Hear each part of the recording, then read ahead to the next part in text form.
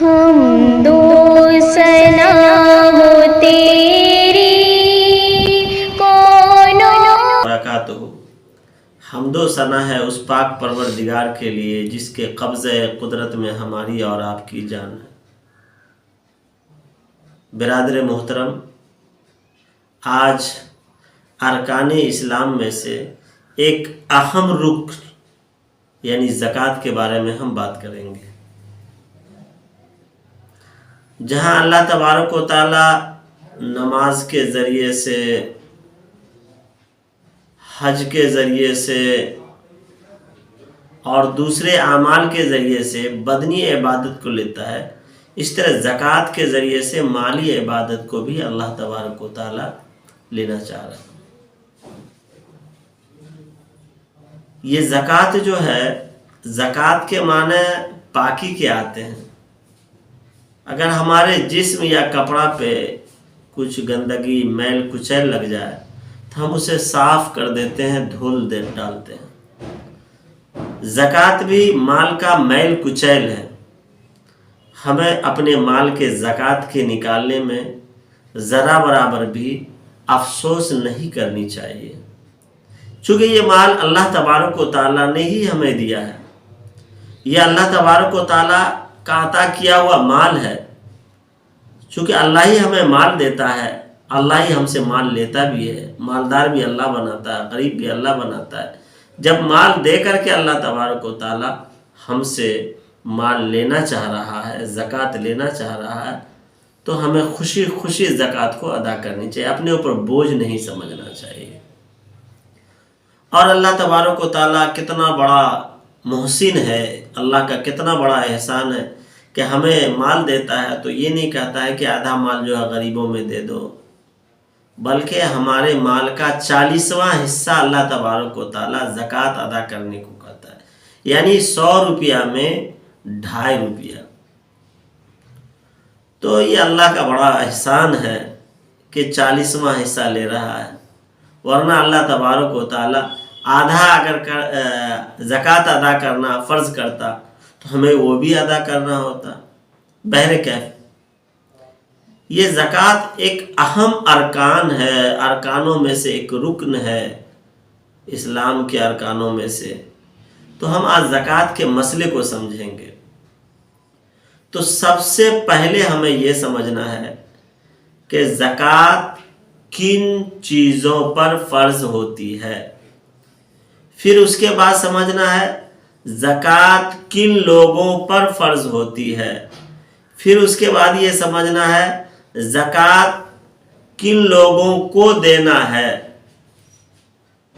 تو سب سے پہلے ہمیں یہ سمجھنا ہے کہ زکوٰۃ 4 چیزوں پر فرض ہے۔ سب سے پہلے سونا۔ اب سونا کتنا ہونا چاہیے؟ سونا 7.5 تولہ سونا، جو موجودہ وزن کے اعتبار سے 87.5 گرام بنتا ہے۔ 7.5 تولہ سونا ہو یا 52.5 تولہ چاندی ہو، جو موجودہ وزن کے اعتبار سے 612.36 گرام ہوتا ہے، یا مال تجارت، یعنی کسی سامان کو ہم نے خریدا بیچنے کی نیت سے، اور خریدنے سے لے کر کے بیچنے تک نیت برقرار رہی کہ ہمیں بیچنا ہے، تو اس مال پہ زکوٰۃ فرض ہے۔ اگر کسی نے ہدیہ میں کچھ مال دے دیا، کسی نے تحفہ میں گفٹ میں دے دیا، تو اس مال پہ زکوٰۃ نہیں ہے۔ مال تجارت پر ہی زکوٰۃ فرض ہے، یعنی خریدا اس نیت سے کہ بیچنا ہے اور بیچ میں نیت کی تبدیلی نہ ہو۔ پھر چوتھے نمبر پر نقدی مال، کیش رقم، یا ڈالر کی شکل میں ہو، درہم کی شکل میں ہو، دنانیر کی شکل میں ہو، تو کیش رقم پر بھی زکوٰۃ فرض ہے، چاہے وہ آپ کے پاس ہو یا بینک میں ہو، یا آپ نے کسی کو قرض دیا ہو تو یہ امید ہو کہ وہ قرض واپس کر دے گا۔ تو اگر یہ ہے تو ان چیزوں پہ زکوٰۃ فرض ہے۔ 4 چیزیں ہوئی: سونا جو 7.5 تولہ یعنی موجودہ وزن کے اعتبار سے 87.5 گرام، چاندی 52.5 تولہ موجودہ وزن کے اعتبار سے 612.36 گرام ہو، یا مال تجارت ہو یا کیش رقم ہو، تو زکوٰۃ ان چیزوں پر فرض ہے۔ اب کن لوگوں پر فرض ہے؟ تو جب یہ چیزیں ہوں گی تو جس کے پاس اتنی ملکیت ہو جائے گی وہ آدمی صاحب نصاب ہو جائے گا۔ ایسے آدمی کے لیے چاہیے کہ وہ تاریخ نوٹ کرے کہ ہم کب صاحب نصاب ہو رہے، یعنی جو صاحب نصاب ہوگا شریعت کی نگاہ میں اسے مالدار کہا جاتا ہے، تو اسے تاریخ نوٹ کرنی چاہیے۔ مثال کے طور پر ہم 1 رمضان کو صاحب نصاب بنے، یعنی 52.5 تولہ سونا یا 7.5 تولہ سونا یا 52.5 تولہ چاندی یا اس کے مقدار رقم ہمارے پاس جو ہے 1 رمضان کو آیا۔ اب اگلے سال آئندہ سال 1 رمضان کو ہم پھر حساب کریں گے کہ اتنی رقم ہمارے پاس ہے یا اس سے زیادہ ہے، تو ہم صاحب نصاب رہیں گے، ہمارے اوپر زکوٰۃ فرض ہے۔ بیچ میں مال کم ہوا بیش ہوا ہم کو وہ نہیں دیکھنا ہے۔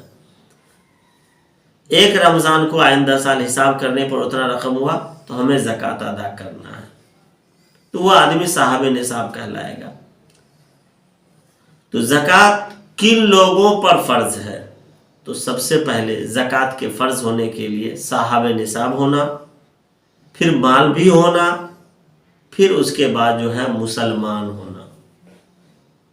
اگر مسلمان ہوگا تو ہی اس کے اوپر زکوٰۃ فرض ہوگا، غیر مسلم کے اوپر زکوٰۃ فرض نہیں۔ اسی طرح عاقل ہونا کہ انسان عقل مند ہوگا، عقل مند ہی پر زکوٰۃ فرض ہے۔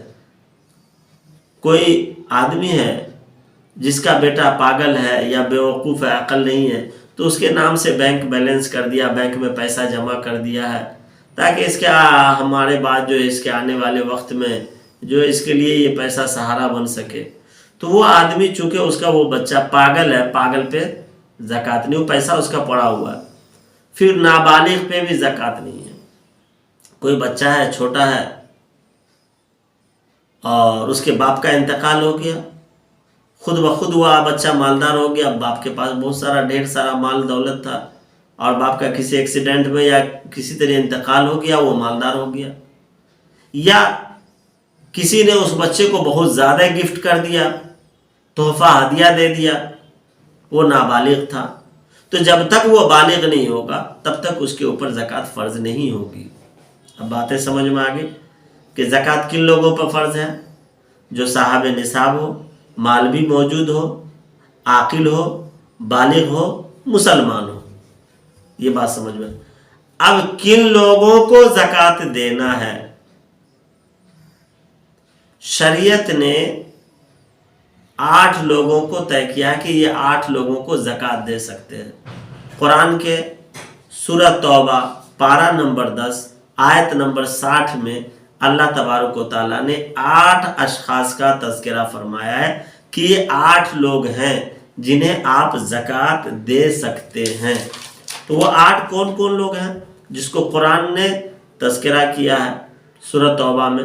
تو سب سے پہلے نمبر پہ بتایا گیا فقراء، یعنی وہ فقیر کہ پیسہ تو ہے اس کے پاس لیکن اتنا ہی پیسہ ہے کہ وہ اپنی ضرورت کو پوری کر سکتا ہے، نصاب کے بقدر نہیں ہے، صاحب نصاب نہیں بن سکا، تو اور اس کی بہت ساری ضرورتیں پوری نہیں ہو پا رہی ہیں، تو ایسے وہ آدمی فقراء کے لسٹ میں آئیں گے، وہ فقیر کہلائے گا، اسے زکوٰۃ ہم دے سکتے ہیں۔